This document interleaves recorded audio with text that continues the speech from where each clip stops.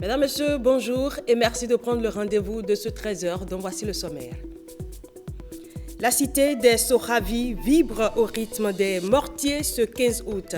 Entre traditions, réjouissance et partage, la fête de l'IAM tient ce vendredi toutes ses promesses.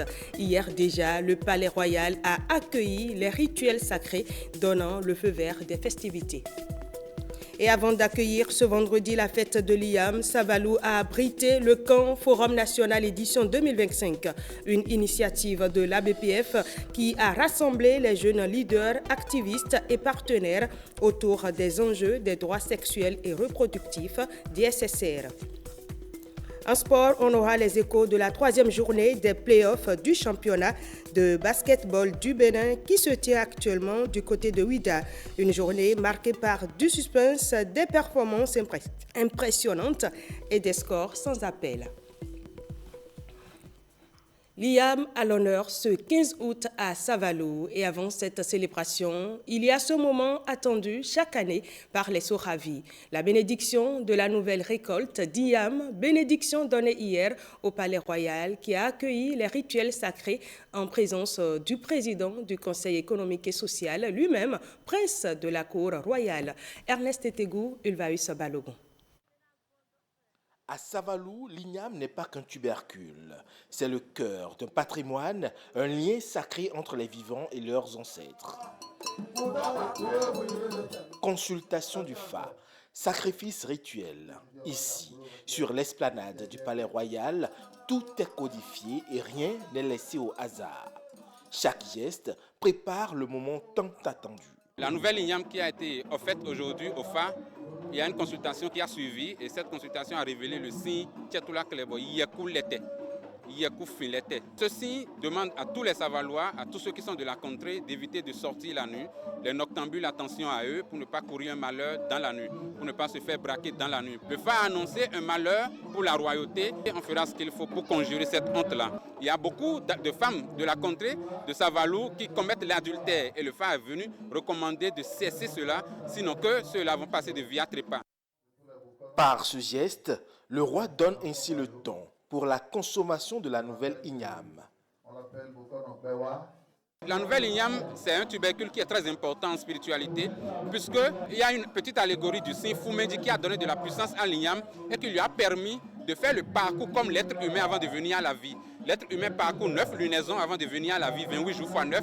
C'est le même cycle que fait la nouvelle INIAM avant de venir à la vie. Donc c'est pour ça qu'on prend la nouvelle INIAM et on offre au monde spirituel. Pour dire au monde spirituel, en quelque sorte, c'est comme un homme qu'on a offert au monde spirituel. Il n'a qu'à prendre ce tubercule à l'image d'un homme et nous apporter le bonheur. Parmi les personnalités présentes, le président du Conseil économique et social, Conrad Gbagidi, prince du Palais Royal, est venu honorer cette tradition pluriséculaire. Ce 15 août, place est aux réjouissances. Les foyers, les places publiques et les marchés vont vibrer au rythme des premiers plats d'igname pilés, préparés avec la récolte bénie. Et dans la ferveur de cette célébration, la 5e édition de la foire régionale agro-pastorale du pôle 4 bat son plein. Ce rendez-vous qui met en lumière le savoir-faire des producteurs et éleveurs de la région a reçu le président de l'Assemblée nationale, Louis Vlavonon, allé à la rencontre des exposants. Une visite au Palan ponctuée d'échanges et d'encouragement. On retrouve Ulvaeus Balogun. À première vue, du miel, mais pas n'importe lequel. Ici, c'est la fleur de cajou qui donne à ce nectar sa saveur unique. Le cajou que nous avons utilisé pour le transformer en miel de cajou, c'est le jus de cajou que vous voyez ici.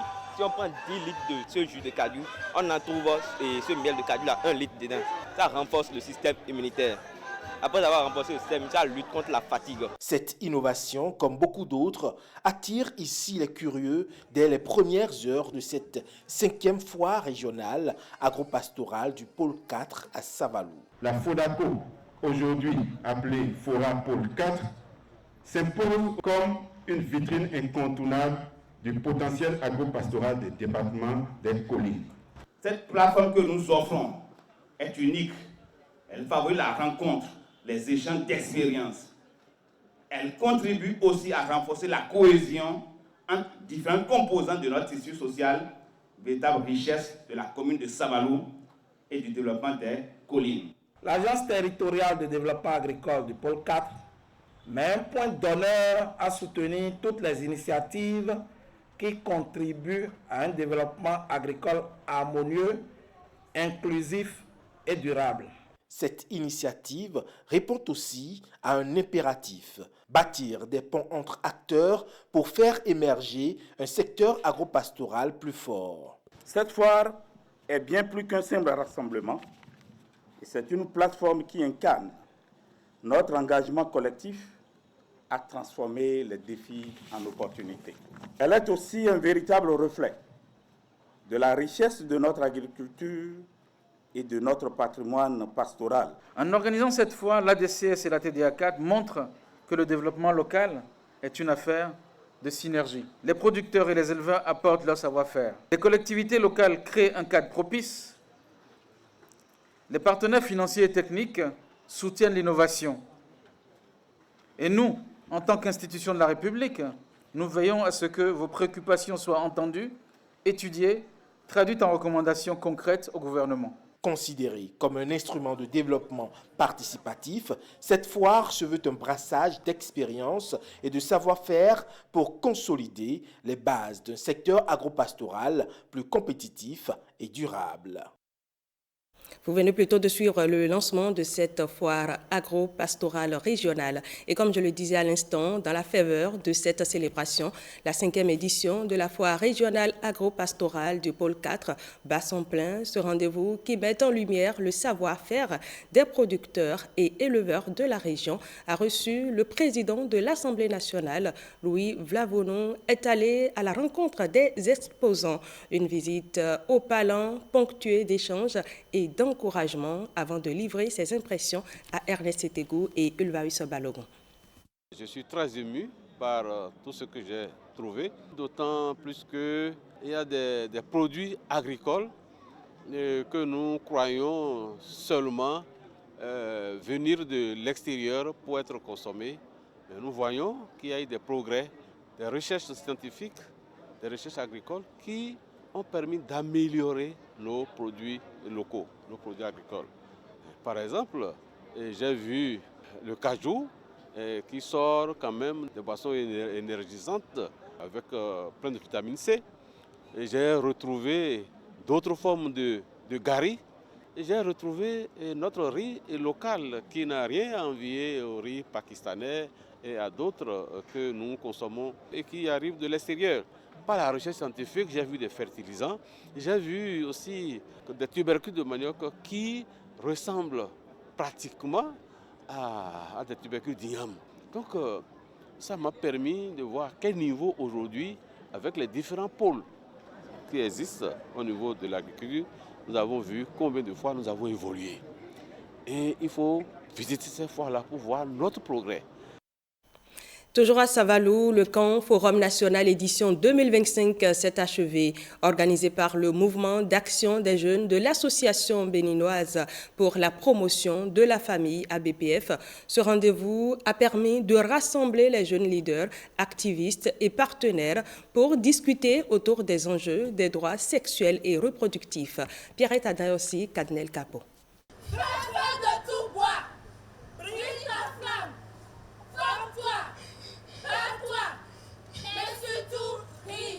Plus que déterminés, ces jeunes mages, en quête de stratégie pour leur autonomisation, s'engagent en faveur de la promotion de leurs droits en matière de santé sexuelle et reproductive.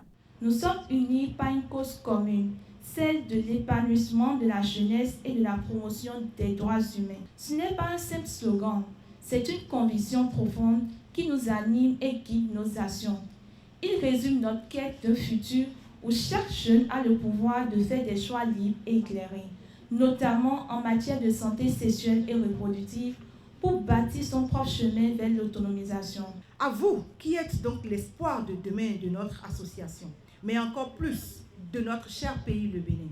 Votre autonomisation ne se mesure pas seulement à vos réussites professionnelles, mais aussi à votre capacité à faire des choix responsables et à défendre vos droits, notamment en matière de droits et de santé sexuelle et reproductive, d'inclusion et de justice en matière de genre. À cette 14e édition du Camp Forum national, plus de 500 000 jeunes venus des organisations et associations de jeunesse de la sous-région échangent sur la promotion des droits sexuels et reproductifs. La santé sexuelle et reproductive, c'est assez important, je pense, et je trouve que c'est beau qu'autant de jeunes soient sensibilisés à ce sujet et soient tous aussi déterminés à partager l'information, partager de bons moments. Sachez que les autorités du département des Collines ne sont pas de simples spectateurs. Nous sommes à votre écoute et nous sommes disponibles pour vous accompagner dans vos initiatives, car votre réussite est la nôtre. C'est une cause sociale importante, celle qui est liée à la famille, à la fille, à la femme, et ça c'est très important. Sincèrement, que ce soit le MAJ ou plus globalement la BPF, si vous n'existiez pas, il fallait qu'on vous crée. Bien-être de la couche juvénile, activités interactives, panels inspirants, manifestations culturelles et sportives, partage d'expériences, ce sont autant d'activités menées lors de ce rassemblement. Et en marge de cette 14e édition du Camp Forum national, l'Association béninoise pour la promotion de la famille, ABPF, et le mouvement d'action des jeunes mages ont célébré la Journée internationale de la jeunesse. C'est à travers un déjeuner de plaidoyer qui a réuni dans la cité des Soravi de jeunes leaders, activistes, partenaires techniques et financiers, autorités et autres invités. On retrouve Pierrette Adamossi et Cadnel Capo. Que voulons-nous, nous jeunes, pour l'avenir des DSSR? C'est à cette interrogation que les jeunes mages de l'Association béninoise pour la promotion de la famille ont tenté d'apporter des éléments de réponse à ce déjeuner de plaidoyer. Dans un contexte mondial où les financements pour les DSSR se réduisent et certains acquis sont fragilisés par un contexte politique international où les besoins des communautés demeurent immenses, il devient crucial de réfléchir collectivement à la durabilité de nos actions. Et pour assurer cette durabilité, nous comptons sur vous, chères autorités politico-administratives, pour nous accompagner. Votre plaidoyer d'aujourd'hui n'est pas un simple exercice. C'est un appel à l'action pour tous. Nous avons entendu votre voix et en tant que préfet du département des Collines et au nom de l'ensemble des autorités, je tiens à vous assurer de notre plein soutien. Nous sommes vos partenaires et nous nous engageons à travailler avec vous pour que vos aspirations se transforment en réalité.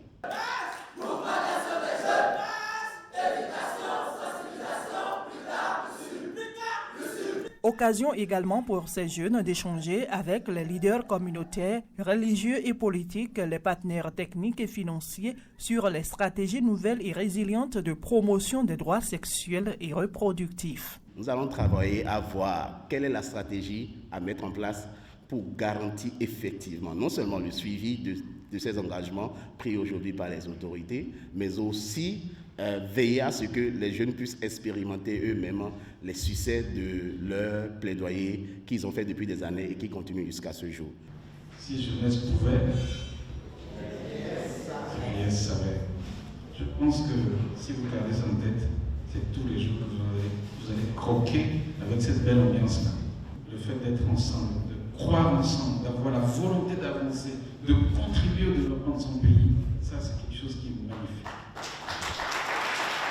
Mais avant ce grand regroupement, les jeunes mages ont organisé une caravane pour sensibiliser la population aux enjeux auxquels elle est confrontée, notamment en matière de droit à la santé sexuelle et reproductive. Sur un tout autre registre, parlons du cadastre national. Il permet d'identifier, d'enregistrer ou d'écrire les terres sur l'ensemble du territoire national. Le cadastre national au Bénin n'est plus à l'étape de projet. 12 communes pilotes sont identifiées sur le territoire national. Elles ont reçu leur certificat d'enregistrement, une opération financée par le Royaume des Pays-Bas. Les précisions avec Ariane Da Silva. J'ai été émerveillée, étant la première qui ai reçu mon certificat.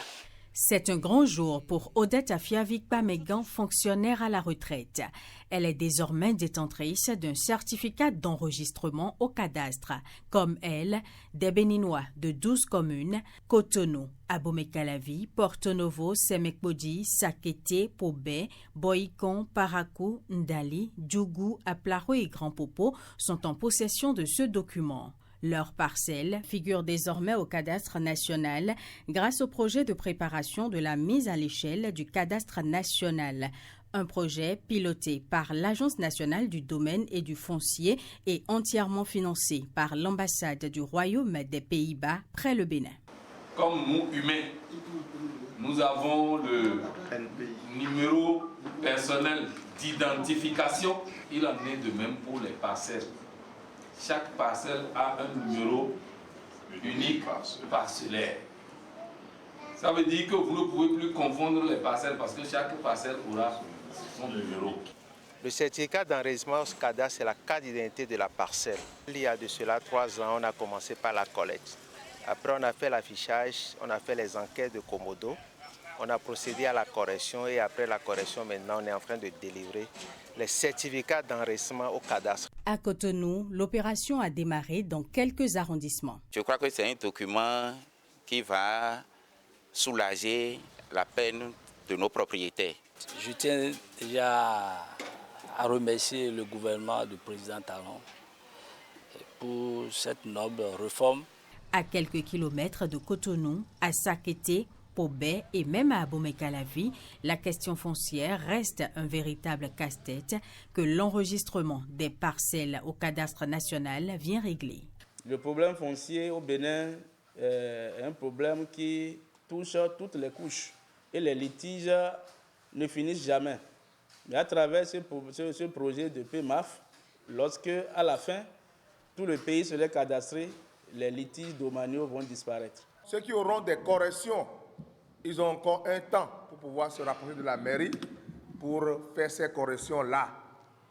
Également, ceux qui ne sont pas encore dans la base ou bien, entre-temps, des domaines qui ont changé de propriétaire, c'est le moment pour vous. Pour information, il faut que les populations comprennent que c'est une occasion que le gouvernement leur offre pour pouvoir sécuriser leurs terres, pour qu'on puisse sortir vraiment de l'insécurité foncière. C'est une opération gratuite. Pour obtenir son certificat d'enregistrement au cadastre CEC, il faut avoir sa parcelle enregistrée au cadastre national avec des informations complètes et actualisées. Le CEC devient donc un document légal délivré par l'ANDF et peut être retiré en ligne à la mairie auprès de votre notaire ou de votre géomètre expert qui a effectué l'enregistrement en votre nom. L'avantage du CEC aujourd'hui, lorsque vous l'avez, vous avez plus de facilité à aller au titre foncier que la méthode classique. Le CEC facilite aussi la vérification à distance des informations relatives à une parcelle, permet de vendre ou d'acheter une parcelle avec titre foncier en toute quiétude et prouve que la parcelle est sécurisée. Un acte à mettre à l'actif de la gouvernance des 10 ans du président Patrice Talon, une gouvernance justement saluée par un Béninois de la diaspora ivoirienne. Pour lui, il s'agit d'une fondation qu'il faut pérenniser. Mamadou Bello est président du fan club dont il porte le nom. Suivons les impressions au micro de Jérôme Humbo et de Christian Quenor.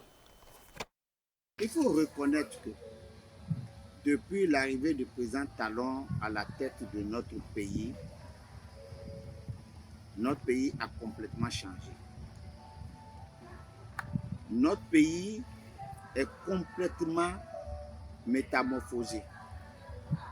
Au point où nous qui sommes de la diaspora, même quand on arrive au pays, on ne reconnaît même plus nos pays, non seulement à cause des infrastructures, même dans nos administrations, vraiment, les gens ont changé.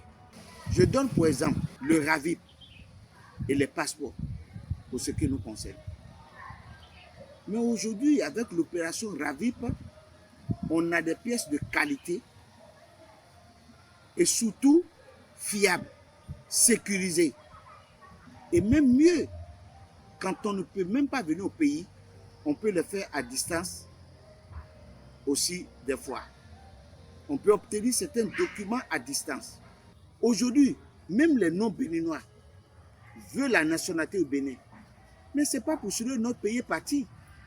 Mais c'est pour continuer l'œuvre qui a commencé. Plus que jamais, le Bénin a besoin de ses fils. Le Bénin, par Dieu, est passé par le président Talon pour nous réveiller. Les Béninois de la diaspora doivent vendre notre pays partout où il se trouve pour attirer les investisseurs, pour attirer le monde au Bénin. Parce que ce qui est en train de faire aujourd'hui, ce n'est pas les routes seulement. Ce n'est pas l'administration seulement qui a changé. Ce n'est pas notre culture seulement qui a été mise en valeur. C'est un ensemble de tout. C'est comme une fondation qui est posée. Il ne faut pas que le peuple béninois pense qu'on est arrivé. Enfin, Talon a fait ses 10 ans. Il a fait ce qu'il a fait. C'est bon, au revoir. Non. Talon n'a fait que poser la fondation d'un édifice dont le travail doit se poursuivre. On doit continuer à travailler. Parlons environnement à présent. Après le comité de suivi du parc national de la Pendjari, c'est le tour du comité local du projet Pendjari d'appeler à la libération de la zone Séri. Jusqu'au 31 décembre 2025, les occupants sont invités à libérer volontairement le site. Passé ce délai, la répression va commencer. C'est la décision prise à la deuxième session de ce comité au titre de l'année 2025. Jean-Claude James, Yves Agoropessi. À environ 650 km de Cotonou, le parc national de la Pendjari offre une vue imprenable aux amoureux de la nature. Aujourd'hui, à cause de la zone Séri, la pression humaine sur cette oasis de biodiversité et de beauté impacte négativement le projet Pendjari, une initiative du gouvernement est cruciale pour les communautés. La libération de la zone Séri devient alors un impératif. C'est un énième moratoire qui est prévu pour le 31 décembre 2025. Et aujourd'hui, je voudrais une fois encore rappeler à tous les occupants de cet espace de savoir qu'ils sont d'abord illégalement installés, qu'il est temps que nous puissions vraiment libérer cet espace. Selon les participants à cette deuxième session du comité local, l'un des avantages de libération de cette forêt communautaire, contenu dans le contrat signé avec African Parks, est la sécurité des communautés. La piste de la coproduction de la sécurité est explorée. La coproduction de la sécurité, c'est une question qui nous concerne tous. Nous devons donner des vraies informations aux forces de l'ordre. Nous devons avoir une synergie d'action pour pouvoir protéger la population. Votre présence ici, aujourd'hui, témoigne de votre intérêt pour la conservation de la biodiversité et de votre volonté à travailler ensemble pour atteindre nos objectifs. Nous aurons retenu au cours de cette session l'engagement renouvelé de tous les membres du comité local de suivi. Mes mots de remerciement à l'ANPT pour ce privilège qu'il nous donne de nous prononcer sur la gestion du parc et lancer aussi un appel à la direction du parc, à Orofina, à Kwandé, à Tanongo. Nous avons encore des défis. Cette deuxième session du comité local intervient juste 2 mois et demi après la 15e session du comité de suivi du contrat de délégation de gestion du complexe Pendjari. La question de la zone Séri était le principal sujet, ceci pour rappeler l'importance que revêt ce dossier pour le gouvernement. Et avant cet appel à la libération de la zone Série, les travaux de cette deuxième session du comité local du projet Pendjari, qui ont duré 2 jours, ont été meublés par plusieurs communications. Au nombre de celles-ci, on peut citer la gestion des conflits hommes-faunes et la promotion des coopératives pour le développement des activités génératrices de revenus dans le parc. Voici un extrait du communicateur suivi de l'engagement de la préfecture de la Takora. De façon concrète, ce qui est fait en matière de gestion des conflits hommes-faunes, la direction du parc a mis en place un mécanisme qui lui permet d'aller faire les constats des incidents une fois qu'elle a été saisie par les victimes. Et à la suite de ces constats, nous engageons le processus d'indemnisation. La deuxième communication a porté sur les actions de promotion des coopératives. Et officiellement, nous avons 6 coopératives sur les 10 qu'on a accompagnées. Les 4 autres sont dans le processus d'immatriculation. Et de façon concrète, les actions que nous menons en faveur de ces coopératives sont axées sur l'appui à leur installation et à leur reconnaissance officielle. Et la deuxième action phare concerne le renforcement de leurs capacités techniques, matérielles et organisationnelles. Et la troisième action phare, c'est la recherche des débouchés pour que les produits qui découlent de leur activité soient mieux positionnés et leur génèrent plus de revenus.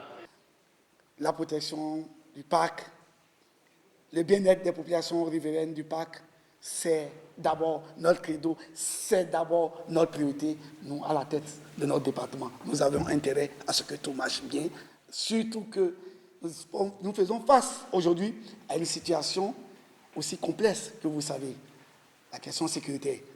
Je voudrais aussi préciser que la préfecture, quant à elle, mettra toujours tout de son côté pour accompagner la tenue de toutes ces sessions.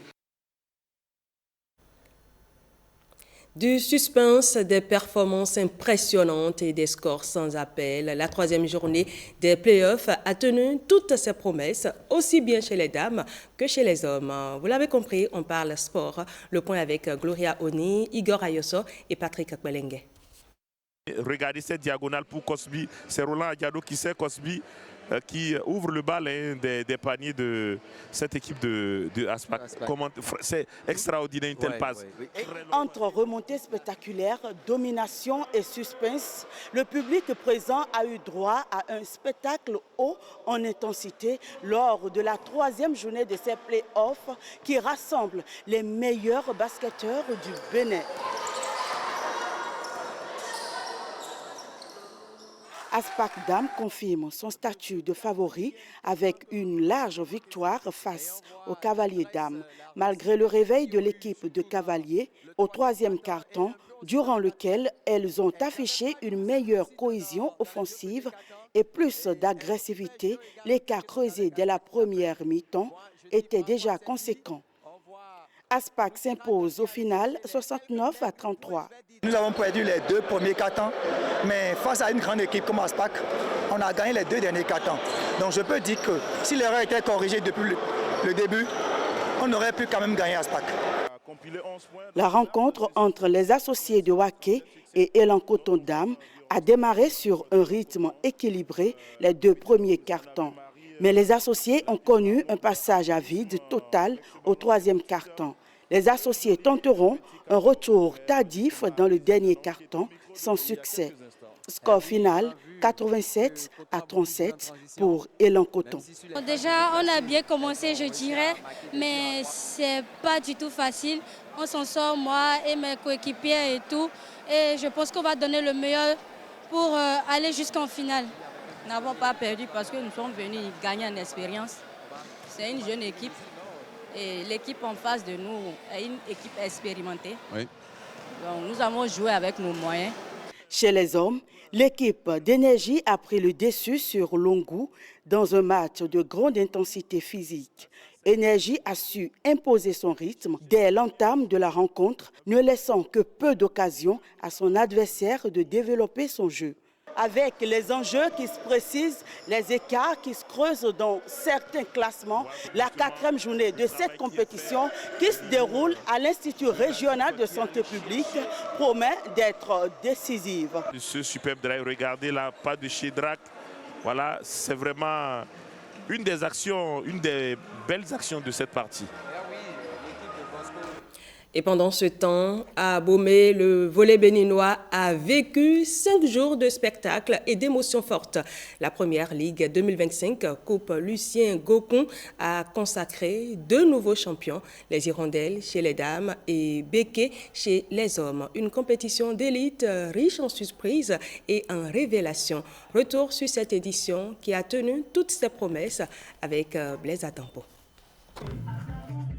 12 formations, 6 en dames et 6 en hommes, venus des grandes ligues régionales, ont livré un spectacle d'intensité et de talent pour la première ligue Coupe Lucien Gokun à Abomey. C'était la fête parce qu'au-delà des résultats techniques, au-delà des enjeux d'une compétition, il faut que nous puissions nous retrouver chaque fois autour d'une fête et que ce soit la jeunesse qui gagne. Chez les dames, la surprise est venue des Hirondelles. Portées par un jeu collectif précis et une détermination sans faille, elles ont volé au-dessus de la concurrence jusqu'à terrasser AOR en finale 3-7-1 après une bataille acharnée. Ce qui me réjouit dans notre position, c'est la leçon que les filles ont reçue. J'ai été content de les voir pleurer à chaudes larmes. Ça veut dire qu'elles ont vraiment l'envie et que quand on va rentrer, elles vont se donner plus pour que les prochaines fois, nous ne vivons plus les mêmes situations. C'est le terrain qui commande, le terrain a commandé et puis ça a pris. Le gros lot du travail, c'est l'exécution, la mise en pratique des consignes laissées par le coach. C'est les filles qui jouent sur le terrain, c'est ce que les filles produisent que nous voyons. Donc le secret en réalité, c'est au niveau de celles qui sont sur le terrain. Chez les hommes, Béké a écrit sa propre histoire. Dominé dans le premier set par la JSA, ils ont renversé la situation, s'imposant finalement 3-7-1 et décrochant la couronne nationale. Parce qu'à un moment donné du match, nous n'avons pas su surmonter la pression, les défis qu'il y avait lors du deuxième set. Et donc nous avons perdu le deuxième set. Et après, pour rattraper le fil au volleyball, ça a été compliqué. On avait le moral bas au premier set, 25-9. Mais j'ai dit à mes gars, rien n'est encore perdu. On a la capacité, on a tout ce qu'il faut pour remonter le score.